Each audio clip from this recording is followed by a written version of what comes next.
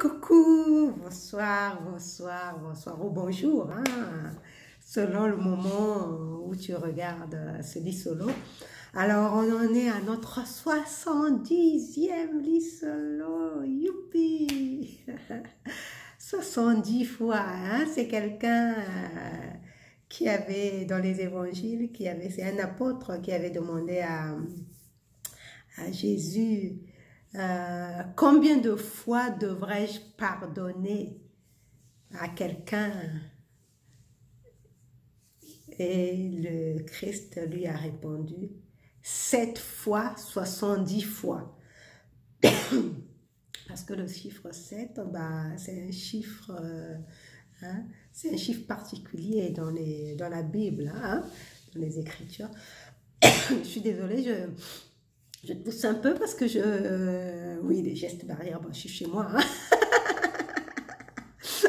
je veux pas tousser dans le coude alors que je suis chez moi. J'étais dehors, j'étais allée prendre un petit verre de vin très sympa avec un ami très sympathique. Donc c'était cool. Et donc peut-être que comme on était à l'extérieur, hein, on était dehors, j'ai pris tout le vent là, c'est peut-être ça qui fait que je tousse un peu. Et oui, donc je parlais de... Pardon. Je ne sais pas si c'est les effets du vin, mais bon, non, j'ai pris qu'un seul verre de vin. Hein, je suis quelqu'un de modéré. Je bois avec modération. Et ça ne m'arrive pas souvent. Bref, donc je disais, oui, c'est Jésus qui disait 7 fois 77 fois. Hein, 70 fois, je crois. Et ça veut dire que de façon infinie, tu dois pardonner de façon infinie. Donc ça nous amène au sujet d'aujourd'hui, qui est le pardon. Je sais que j'ai déjà fait un lit solo sur le pardon, mais aujourd'hui j'avais envie encore d'approfondir, parce que je me rends compte que très souvent nous ne comprenons pas le pardon. Hein. Je vois souvent comment nous pratiquons le pardon. La plupart des gens disent qu'ils pardonnent, mais en fait ils n'ont pas pardonné. Hein, et même souvent, bon, je suis désolée si je fais souvent référence au langage chrétien, aux évangiles et tout ça, si tu as un peu du mal avec ça, je suis désolée, mais c'est mon influence, hein, ça vient de l'influence judéo-chrétienne que j'ai reçue, de l'éducation judéo-chrétienne que j'ai reçue, et je trouve que c'est une richesse, je trouve qu'il y a des choses riches, il y a des enseignements riches, hein, dans la Bible, et je ne veux pas m'en priver. Donc, je disais que oui, donc 7 fois, 77 fois, hein, pardonner, donc le pardon.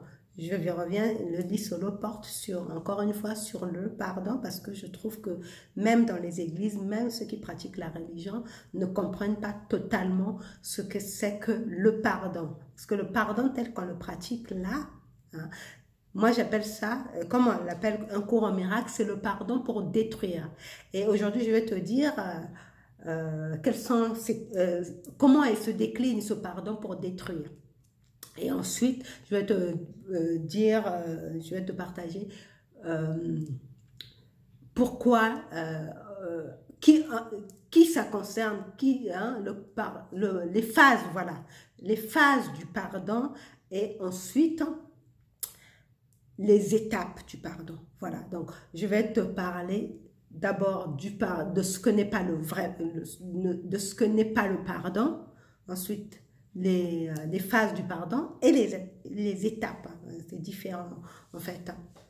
Donc, qu'est-ce que n'est pas le pardon? C'est-à-dire ce qu'un cours en miracle appelle le pardon pour détruire. Ça, c'est pas le pardon du tout, du tout, du tout. Pourquoi? Parce que c'est un pardon qui détruit. C'est un pardon pour détruire, comme le mot le dit. Et ça se décline en 3 types. Le premier pardon, il consiste à... C'est celui qui est condescendant, c'est l'arrogant, hein, celui qui se dit, hein, je vois par exemple les gens qui prient, ils vont te dire, moi je prie, je pardonne, ah oui, il m'a fait du mal, mais je pardonne parce que je prie. Ça, c'est un peu de l'arrogance, parce qu'en fait, en toi, dans ton cœur, il y a encore cette rancune, il y a encore ces reproches vis-à-vis des autres, il y a encore ces accusations vis-à-vis de l'autre, mais tu te dis, je pardonne parce que je prie. En fait, tu ne pardonnes pas vraiment. Ou bien pardonne parce que je suis meilleure que lui. Regarde, moi je suis meilleure que toi. Hein, je ne suis pas une personne rancunière. Je n'aime pas garder rancune parce que je trouve que ça me semble de me rabaisser que de garder rancune. Donc je pardonne. Ça c'est l'arrogance. Ça c'est l'arrogant qui utilise le pardon comme outil pour détruire. Hein, c'est-à-dire qu'il se dit que je suis meilleur que toi. Donc l'autre se sent tout petit parce qu'on lui a pardonné. Hein. Ça, c'est le premier type de pardon pour détruire. Le deuxième type de pardon pour détruire, c'est celui qui se pose en situation de martyr. Oui, il subit des attaques, il subit des agressions, mais il garde le silence, et il sourit, il accepte.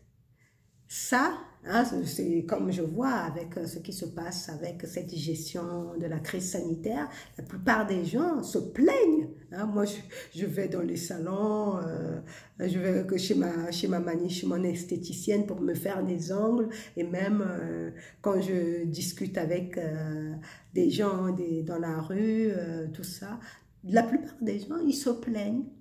Ils se plaignent des décisions qui sont prises pour gérer cette crise sanitaire, mais ils gardent le silence et ils ne disent rien. Donc, et sur le plan individuel, pareil, tu gardes le silence, tu dis rien, et tu dis je pardonne. Non, non, c'est pas grave, je pardonne, c'est pas grave. Bon, il a fait ça, c'est pas grave, je pardonne, et tu gardes le sourire et le silence. Ça, c'est le pardon, ça c'est la position du martyr. Donc, le premier, c'était la position de l'arrogant. Le deuxième, c'est la position du martyr, mais qui souffre. Bon, le martyr, hein, il souffre. Il y a une charge émotionnelle de souffrance, mais il garde le sourire et le silence. Le troisième type de pardon pour détruire, c'est celui du marchandage, hein, celui qui fait des compromis. Ça se passe souvent dans les couples. Dans les couples, hein, quand l'homme va tromper sa femme, sa femme va lui dire « je te pardonne à condition que tu ne me trompes plus ». Et qu'est-ce qu'elle va faire? Elle va le fliquer.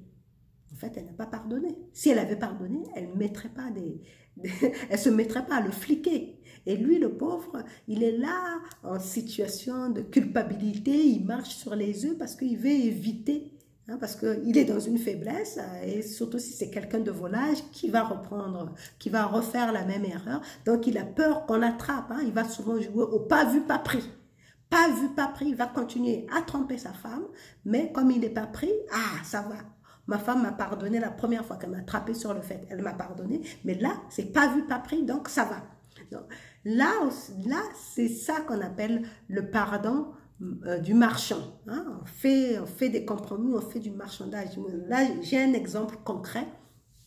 Dans mon expérience, c'est la femme du père de mon enfant. Hein? Moi, j'ai fait un enfant avec un homme marié, je l'avais déjà partagé, et le père de mon enfant, bon, ça s'est mal passé, hein, en tout cas, ça a fait un gros clash dans le couple.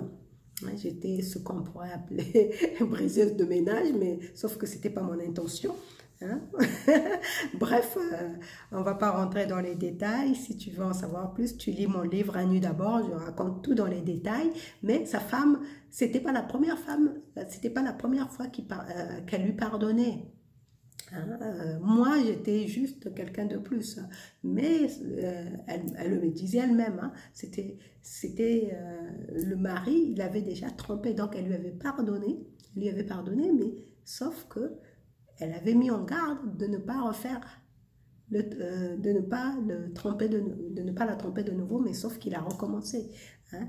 Donc, tu vois, c'est ça le pardon pour détruire. Ben, justement, qu'est-ce qui s'est fait? Lui, il a failli encore une fois détruire leur couple avec ce qui s'est passé avec moi, avec le bébé. Tu vois? Donc, c'est ça, tu pardonnes, mais comme tu fais des compromis, c'est ça, hein, c'est pour ça que moi, j'ai partagé un livre solo où je disais, je ne fais pas de compromis avec le diable. Je ne fais pas de compromis. J'ai des valeurs. Pour moi, une relation divine, c'est une relation de fidélité. J'ai affaire à quelqu'un qui n'est pas fidèle, je ne vois pas pourquoi on va rester ensemble, donc je ne fais pas de compromis. Mais elle, dans son pardon, elle a fait un compromis et il s'est passé ce qui s'est passé. Tu vois, il s'est passé ce qui s'est passé avec son mari. Et surtout, dans ce genre de... Quand tu fais des compromis, tu ne te contentes pas de pardon. Tu dis, tu mets en garde l'autre. Je te pardonne à condition que tu ne me trompes plus. Mais à côté, tu vas le fliquer. Hein, tu vas le fliquer, tu vas le surveiller. Et lui, il va trouver encore des stratagèmes pour éviter que tu l'attrapes. Donc, c'est ça. Ça, c'est pas des pardons. Ça, c'est des faux pardons. Ça, c'est pas des pardons, tout simplement. Maintenant, le vrai pardon, il a deux phases. C'est d'abord le pardon envers toi-même. Tu te pardonnes d'abord toi. Donc, dans l'exemple que j'ai donné par rapport au père de mon fils, moi, je me suis pardonné cette situation que j'ai créée, hein, cette situation que j'ai créée, qui a créé une difficulté dans un couple et tout ça. Je me suis pardonné par mon ignorance. Je me suis pardonné cette situation. Je me suis pardonné d'abord. Hein, j'ai pris sur moi, j'ai cru que de vouloir briser un ménage, ça allait me faire du bien alors que c'était faux. Donc, j'ai compris dans mon processus que c'était de l'ignorance pure et simple. Et donc, je me suis pardonnée. Et puis, tu te pardonnes. Pourquoi? Tu te pardonnes aussi parce que non seulement tu es ignorant, tu ignorais que le mal que tu faisais, tu le faisais à toi-même. Parce que littéralement, moi, dans mon expérience, c'était ça. Je me suis fait du mal à moi-même. Puisque cet homme m'a abandonné. Hein, il est parti avec sa femme, il m'a abandonné. Donc moi, quand j'étais avec lui, ce qui s'est passé, c'était, je me suis fait du mal à moi-même. Donc je me suis pardonné ce mal que je me suis fait à moi-même. Ensuite, tu te pardonnes pourquoi? Tu te pardonnes parce que tu n'as pas compris, tu as blessé, tu as fait du mal à autrui. Sur la base d'un mensonge. Quel mensonge? Le mensonge de la séparation. Tu as cru que tu étais séparé de l'autre en voulant lui nuire, en voulant lui faire du mal. Tu as cru que tu étais séparé. L'autre, hein, moi par exemple, dans mon cas, je croyais que c'était ma rivale. Je vais lui prendre son mari. Hein. Donc, or, le mal que je lui ai fait, je me le faisais à moi-même. La preuve, c'est que moi, je l'ai payé beaucoup plus tard. Hein. Je l'ai payé moi-même beaucoup plus tard dans mon expérience. Hein, mais ça, je raconterai ça plus tard en détail. Peut-être je le raconterai. Mais moi, j'ai été de l'autre côté de la barrière aussi. Hein, et je l'ai payé. Et c'était très douloureux. Tu vois que le mal que tu fais à l'autre, tu crois que tu es séparé. Mais ça te revient, hein, comme c'est une loi de l'univers, ce qui va doit revenir, ça fait un effet boomerang, ce qui va doit revenir. Donc c'est pour cela que tu te pardonnes le mal que tu te fais à toi-même. Hein. Le Christ disait aussi, Père, pardonne-leur car ils ne savent pas ce qu'ils font, parce que ce qu'ils font, ils se font du mal à eux-mêmes. L'humanité s'est fait du mal à elle-même en traitant la nature comme elle a traité. Par rapport à ça, ce que nous vivons avec cette crise sanitaire, c'est le retour du bâton. C'est le retour littéralement du bâton de l'univers, de la nature sur nous. Hein? Donc c'est pour cela que le Christ disait, pardonne-leur car ils ne savent pas ce qu'ils font. Parce qu'on se fait du mal à nous-mêmes. Donc c'est pour cela que la première phase du pardon, c'est se pardonner à soi-même. On se pardonne son ignorance. On se pardonne l'idée que de nuire à l'autre, on se pardonne l'idée du mensonge, de la séparation. Parce que nuire à l'autre, c'est nuire à nous-mêmes, parce qu'on est unis, on reste connectés. Aujourd'hui, la physique quantique montre qu'on est tous connectés. Donc, on ne fait pas du mal à l'autre, mais on se fait du mal à soi-même. Donc, on se pardonne. Ensuite, on pardonne à autrui. Alors, pardonner à autrui ne veut pas dire faire revenir cette personne dans ta vie. Ça, c'est un mensonge aussi qu'on se raconte souvent dans le pardon, surtout dans les couples aussi. Hein, tu as un homme qui te trompe, tu dis je te pardonne, donc on renoue, chérie, tu m'as trompé, non, mais je te pardonne, et puis on renoue, on repart comme en l'an 40, et le chéri, il recommence, il repart te tromper.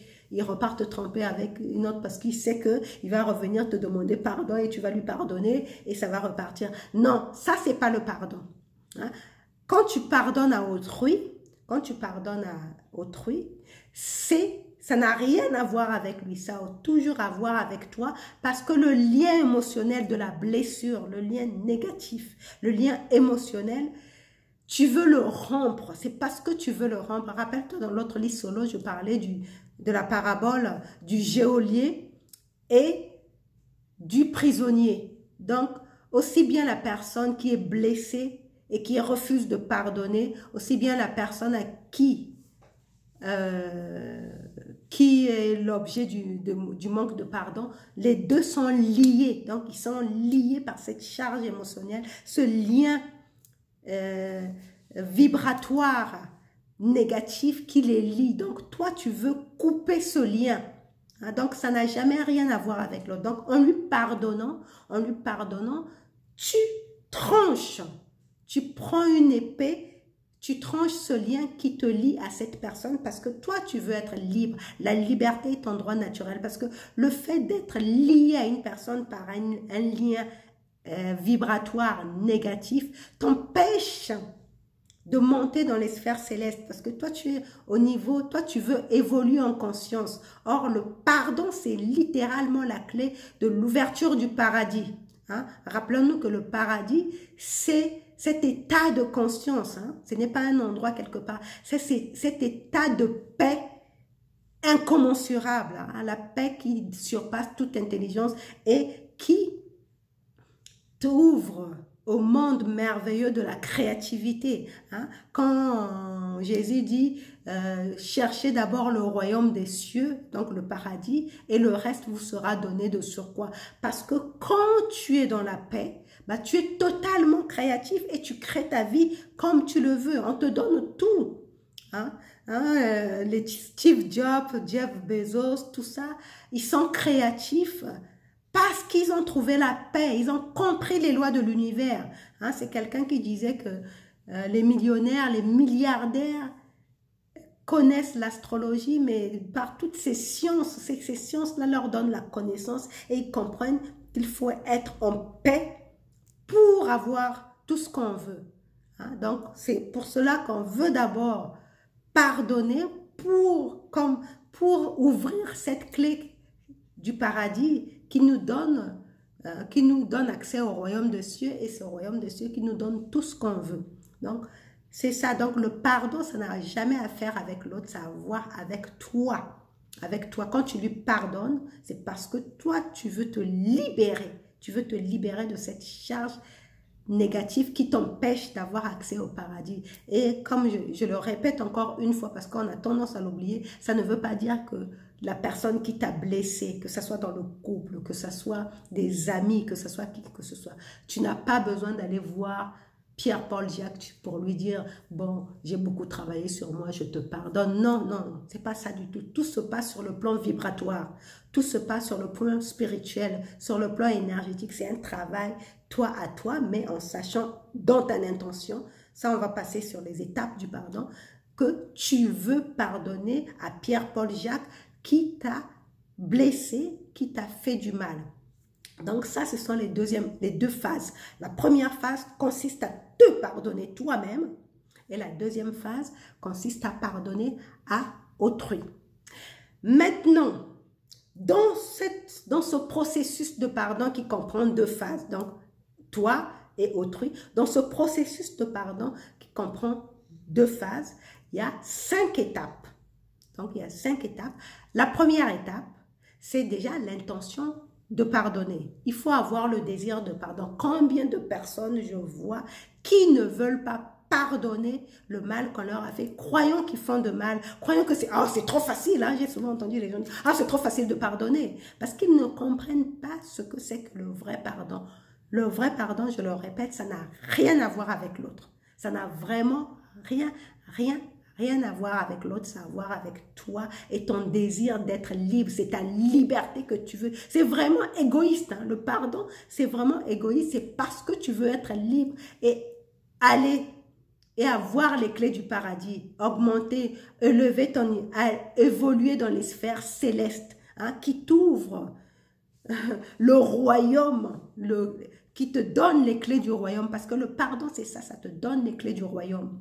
Donc, il faut, donc, dans la première étape, c'est d'avoir l'intention de pardonner. Et quand tu as l'intention, la volonté de pardonner, là, donc en métaphysique, on parle de l'intention volontaire. Donc, quand tu as cette intention volontaire de pardonner, et comme on dit en métaphysique, là où il y a la volonté de pardonner, il y a aussi les moyens.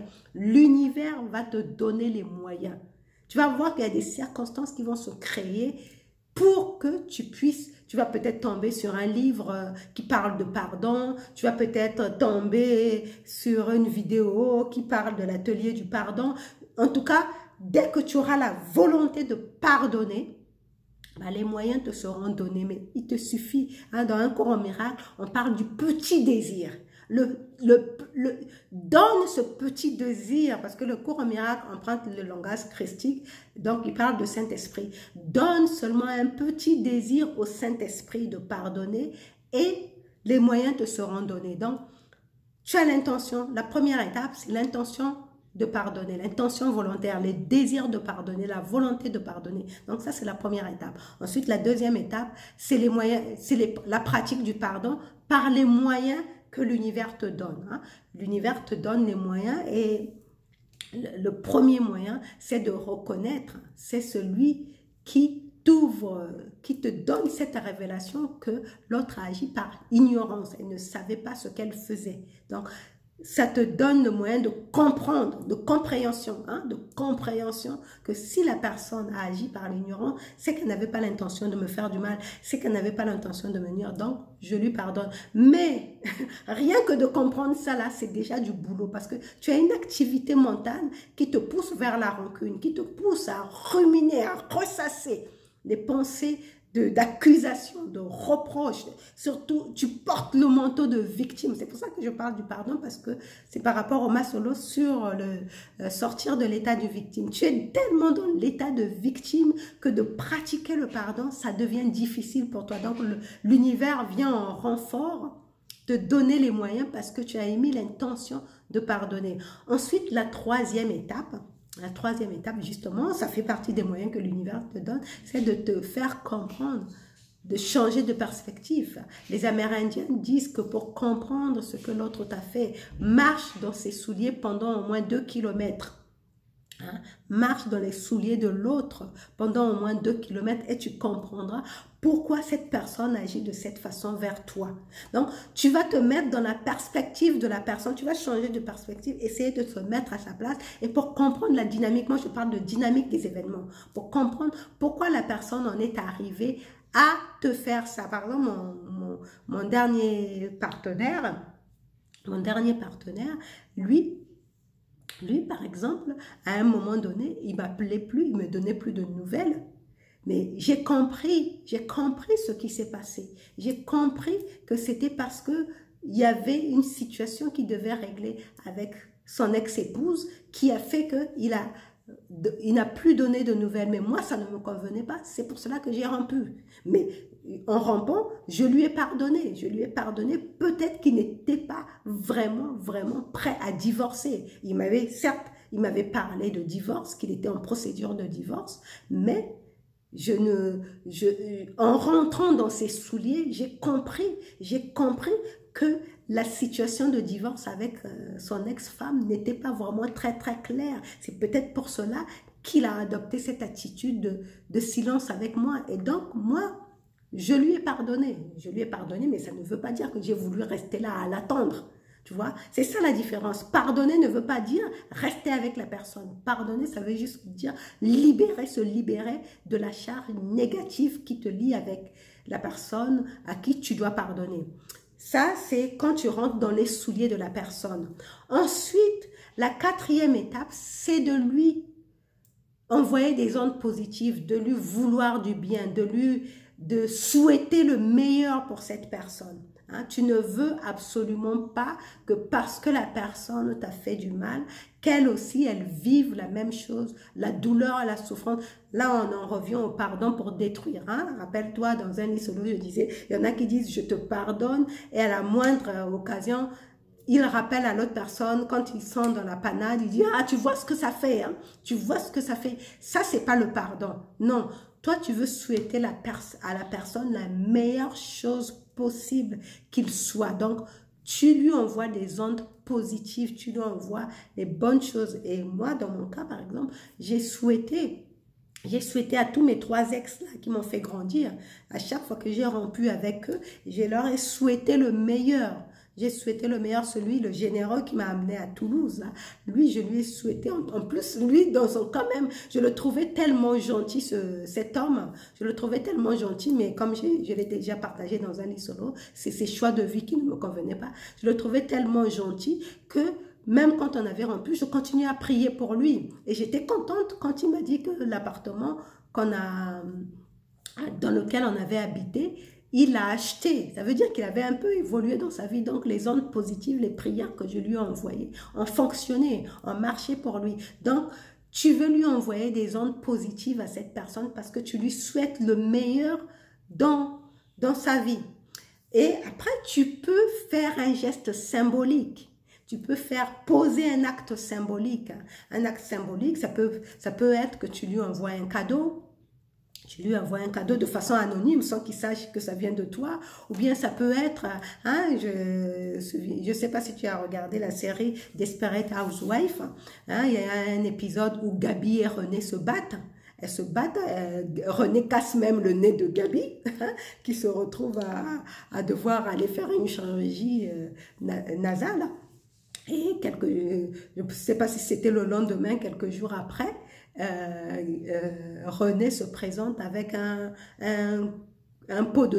carton de chocolat pour montrer qu'elle lui avait pardonné, qu'on enterrait la hache de guerre, qu'elle leur devenait amie. Donc le geste symbolique, c'était ce chocolat, mais toutes les deux n'étaient pas des adeptes de chocolat, mais René lui a quand même offert ce paquet de chocolat. Tu vois, c'était pour montrer que on enterrait la hache de guerre. Donc, tu peux faire ça aussi, de façon... mais ça doit être sincère, c'est pas juste pour la forme. Ça doit vraiment venir du cœur. Et le pardon véritable, c'est ça. Ce processus-là ne fonctionne que dans l'énergie du cœur, dans l'énergie d'ouverture. Mais de toute façon, à la première étape déjà, dès que tu montres la volonté de pardonner, c'est que tu es déjà dans l'ouverture du cœur. Et tout le reste va tout seul.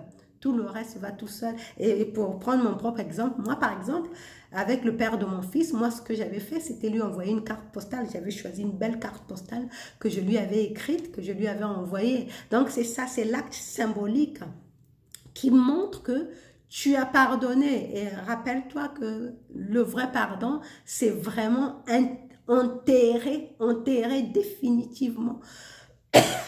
Oublier définitivement où la hache de guerre a été enterrée. On veut enterrer la hache de guerre, ça c'est la première étape, mais on veut complètement oublier où la hache de guerre a été enterrée. Ça veut dire que on ne revient plus, il n'y a plus de oh, tu te souviens. Non, non, non, non, c'est fini ça.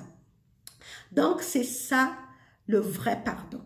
Le vrai pardon, donc rappelle-toi, dans le vrai pardon, dans le pardon réel qui ouvre la clé du royaume, la clé du royaume des cieux, le pardon véritable qui ouvre la clé du paradis, c'est celui qui consiste à mettre de côté ce que n'est pas le vrai pardon, c'est-à-dire l'arrogant, l'image de l'arrogant, du martyr et du marchandeur, je ne sais pas si on va mettre ça, et du marchandage. Donc ça, c'est pas le vrai pardon. Donc ça existe quand tu pardonnes dans ce sens-là, tu n'as pas du tout les clés du royaume. Donc ça, tu l'oublies, c'est pas le vrai pardon. Et quand tu rentres dans le processus du vrai pardon, tu considères que le pardon n'a jamais rien à voir avec l'autre, ça a à voir avec toi et toi, toujours toi seulement, parce que tu veux ta liberté et surtout avoir les clés pour rentrer dans le paradis. Donc, il y a 2 phases.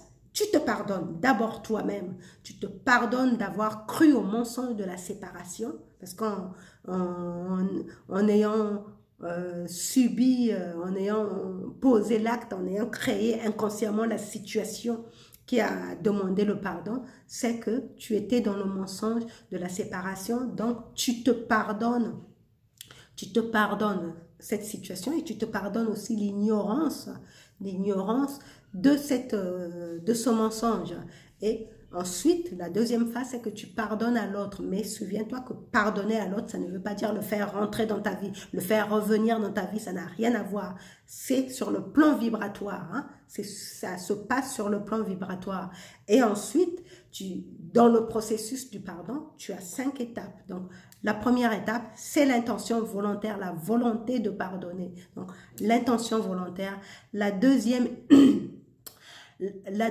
étape, c'est mettre en pratique, pratiquer le pardon. La troisième étape, c'est marcher dans les souliers de l'autre pour comprendre vraiment ce qui s'est passé, ce qui l'a poussé à réagir de cette manière-là. La quatrième étape, c'est envoyer des ondes positives, hein. Envoyer des ondes positives, vraiment avec le cœur.